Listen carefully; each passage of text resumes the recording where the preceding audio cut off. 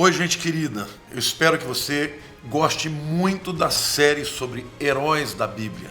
Todos os heróis da Bíblia que a gente tanto ama, aprendendo muito mais sobre a vida deles, sobre a história, lugar onde eles viveram e, a partir daí, também aproveitar as lições espirituais que Deus vai trazer para cada um de vocês. Bom, quero começar falando sobre Abraão.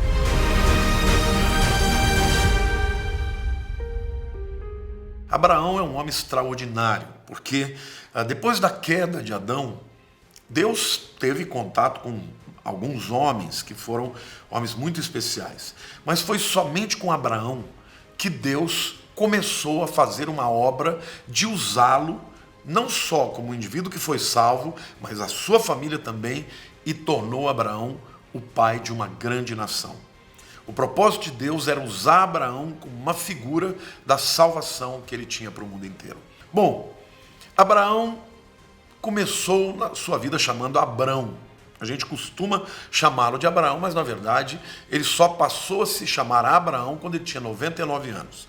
Então, dos 175 anos que ele teve, que ele viveu, só aos 99 que Deus mudou o nome dele, e num momento muito crítico, muito incrível, e quando chegar a hora você vai aprender sobre isso. Onde é que foi que Abraão viveu? Abraão viveu no berço da civilização, numa região chamada de Mesopotâmia. Essa região, também chamada de Crescente Fértil, era uma região muito avançada na época de Abraão. Abraão nasceu no final da Era do Bronze, por volta do ano 2000. Bom, a cidade de Ur dos Caldeus era uma cidade muito avançada, avançadíssima. Alguns chegam a dizer que tinha aproximadamente 100 mil habitantes. Para aquela época era extraordinário, né? Era uma cidade onde existem muitos artefatos arqueológicos. Praticamente não há nenhuma outra civilização que tenha tantos documentos e artefatos que possam falar de como aquele povo vivia, no que eles acreditavam, qual era o tipo de religião que eles tinham. Bom, por falar em religião, eu quero dizer que a adoração na Mesopotâmia era politeísta. Havia muitos deuses e todos eles, deste panteão, estavam debaixo de um deus, o deus Sim, que era também considerado o deus da lua. E foi nesse momento que Deus aparece para um homem chamado Abrão, e este homem, Abrão, tinha 75 anos de idade, um pagão que historicamente durante toda a sua vida foi politeísta, e Deus fala com ele. Está lá em Gênesis capítulo 2. E Deus fala com ele e diz: olha, eu vou fazer uma aliança com você. E eu vou fazer nessa aliança algumas coisas. Eu vou te abençoar, eu vou tornar o teu nome famoso, eu vou te dar uma descendência, a tua descendência vai ser numerosa, e por fim todas as nações da terra vão ser abençoadas através de você. Coisa tremenda, né, gente? De repente Deus fala para Abraão: mas tem o seguinte, não é aqui que isso vai acontecer. Eu quero que você saia, que você deixe a tua parentela, deixe o seu pai, a sua família, deixe os seus negócios aqui, e você vai para a terra que eu vou te mostrar. Que coisa, né? Que coisa incrível, gente. Já pensou, você, aos 75 anos de idade, ele nunca saiu daquele lugar, ele nunca imaginou a sua vida fora dali, e Deus fala: você tem que abrir mão disso tudo, porque eu vou te dar coisas extraordinárias, mas não estão aqui as tuas bênçãos. Então Abraão, na verdade, ele teve que agir por fé. E ele teve um encontro pessoal com Deus. Deus falou com ele, e ele creu. Mas ele teve que dar um passo de fé e sair na direção que Deus mostraria a ele. Bom, essas promessas que Deus fez têm 3 dimensões. A primeira delas é uma dimensão nacional. Deus fala: vou fazer de você uma grande nação, um grande povo. Essa dimensão também ela é pessoal. Ele disse assim: eu vou te abençoar e o teu nome vai ser famoso, teu nome vai ser grande. E a terceira dimensão é uma dimensão internacional. Abençoarei os que te abençoarem e amaldiçoarei os que te amaldiçoarem, e em ti serão benditas todas as nações da terra. Tremendo, né? Mas quando Abrão sai, ele obedece, mas obedece em parte. Porque ele sai, mas não deixa a sua família para trás. Ele leva o seu pai, Terá, leva também a família do seu sobrinho Ló. Alguns dizem que Ló era muito amado por Abraão, que não tinha filhos, e era visto por Abraão como um filho, e talvez um possível sucessor. Então ele sai e vai em direção a uma outra cidade chamada Harã. E lá em Harã, Harã também era muito conhecida por ser uma das principais rotas do comércio de Damasco, que era uma outra cidade muito antiga, né? Damasco é uma das cidades mais velhas do mundo, a capital da Síria, e também a cidade de Nínive, que ficava na Síria, e a cidade de Carquemes, que ficava na fronteira da Síria com a Turquia. Eu estou falando para vocês da região, mas obviamente que esses países não existiam naquela época, tá? Só estou falando assim para que vocês, a grosso modo, entendam aonde é que se localizava isso. Portanto, Harã era uma rota importante, um centro também de adoração ao Deus Sim. Então, talvez a razão por que Terá, pai de Abraão, não quis deixar Harã é porque ele não estava pronto de deixar a adoração aos seus deuses. E, obviamente, Terá atrasou a promessa de Abraão, na medida que Abraão só deixou aquela terra quando o seu pai morreu. Bom, depois que Terá morre, Abraão segue em direção a Canaã. E mais uma vez eu digo, não sozinho, levando o seu sobrinho Ló com ele. Agora, a gente aprende através da história de Abraão, que embora ele seja chamado o pai da fé, a gente aprende que a fé, na verdade, ela se desenvolve na nossa vida.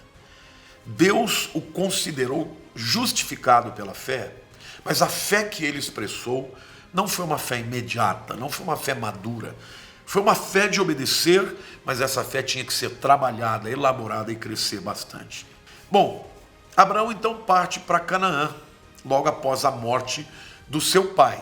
E ele segue para o sul, para uma região montanhosa chamada de Siquém. Siquém também é uma região muito conhecida na Bíblia, porque acontecem muitas coisas lá, por exemplo, o Monte Ebal, o Monte Gerizim, que são tão importantes, os montes da bênção e da maldição na época de Moisés, estão nesta região.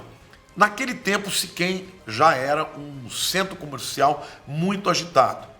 E aquelas duas montanhas que eu citei eram consideradas montanhas sagradas. Neste caminho, Abraão acampou num lugar chamado de Carvalho de Moré. No hebraico, a palavra Moré significa ensino. Aliás, se você perguntar ao menino judeu como é que se fala a palavra professor, é Moré. Então, Carvalho de Moré era um carvalho de ensino, e ele era chamado dessa maneira porque os sábios da época, os sacerdotes da época, se reuniam com o seu povo debaixo desse carvalho, que provavelmente era uma árvore muito frondosa e grande, para ensinar e para fazer adoração aos seus deuses, tá? Que na verdade, naquele tempo eram deuses da fertilidade, né? As pessoas acreditavam que quando via uma árvore frondosa, uma árvore assim muito grande, que havia nela um poder sobrenatural dos deuses para gerar a prosperidade. Por isso faziam cultos ali para que fossem prósperos, para que tivessem muitos filhos, para que as colheitas fossem boas. Bom, então Abraão continua seguindo, né?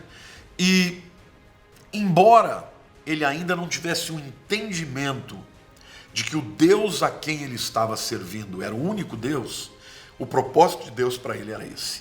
Nesse tempo, ele ainda não tinha certeza absoluta de que outros deuses eram falsos. Embora na minha concepção, eu acho que ele já tinha uma ideia, né? Porque os outros deuses que ele serviu nunca falaram com ele, nunca mostraram de maneira objetiva nada. E este Deus que se manifestou para ele, este sim, foi poderoso, falou com ele, deu direção e daí por diante. Abraão, portanto, constrói ali um altar e oferece um sacrifício a Deus nessa região do Carvalho de Moré. Em seguida, Abraão segue para um outro lugar importantíssimo na Bíblia, que você conhece como Jerusalém. Naquela época não se chamava Jerusalém, se chamava somente Salém. E ele então foi indo mais para o sul, cada vez mais chegando a regiões com montanhas mais elevadas, né? Quando ele chega lá, mais uma vez Abraão faz um altar para Deus em adoração a esse Deus que ele agora estava adorando. Em seguida, Abraão segue para o sul, em direção à região do Negueb.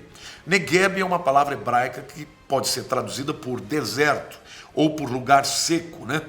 E quando Abraão chega lá, ele não estava acostumado com aquilo.